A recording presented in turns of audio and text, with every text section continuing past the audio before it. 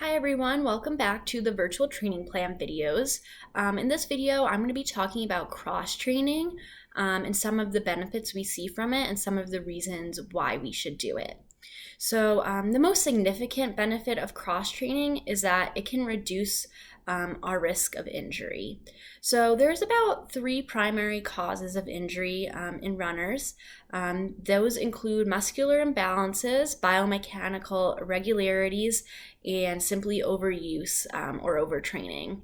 So biomechanical irregularities and those muscular imbalances are essentially quirks in our running form. And some of these are genetic, some of them stem from prior and past injury history, and even like our past lifestyle. So some examples of this are overpronation, supination, maybe you find yourself having uneven hips. But all of these things can really make us more prone to injury. So cross-training offers a really simple solution to all of those issues. So simply by moving your body in a different motion other than running, you can really strengthen different muscle groups and help to smooth out some of those imbalances and irregularities that we all suffer from.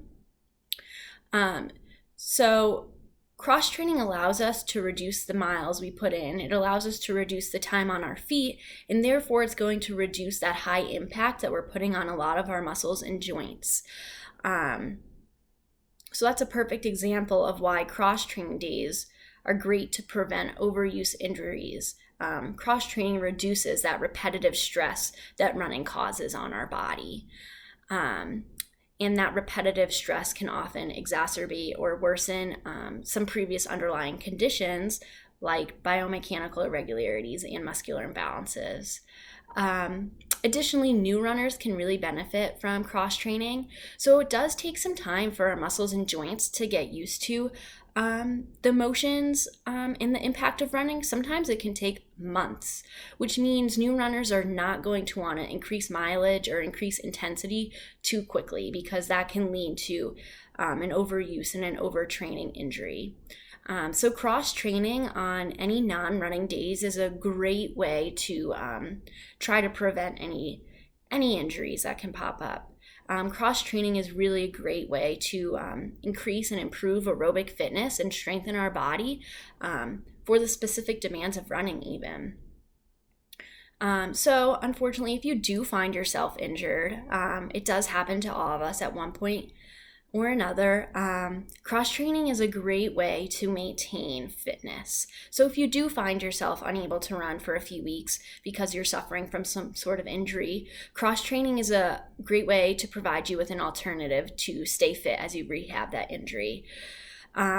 Cross-training can certainly maintain your fitness, maybe even improve it, depending on how often you do it or how hard you go.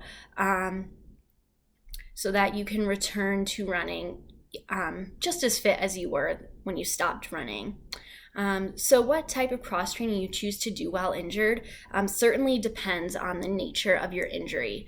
So injuries that are a little bit more severe, like a stress fracture, are certainly going to limit your cross-training opportunities and options. But if you find yourself with something like a sprain or tendonitis, you're going to have more options available to you.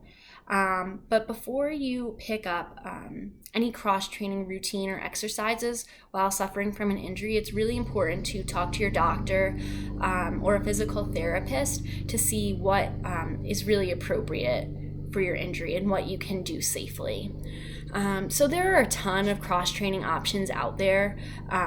You can swim, you can go on the elliptical, you can go on a stationary bike, you can go for a bike ride outside, you can hike, you can walk, you can snowshoe.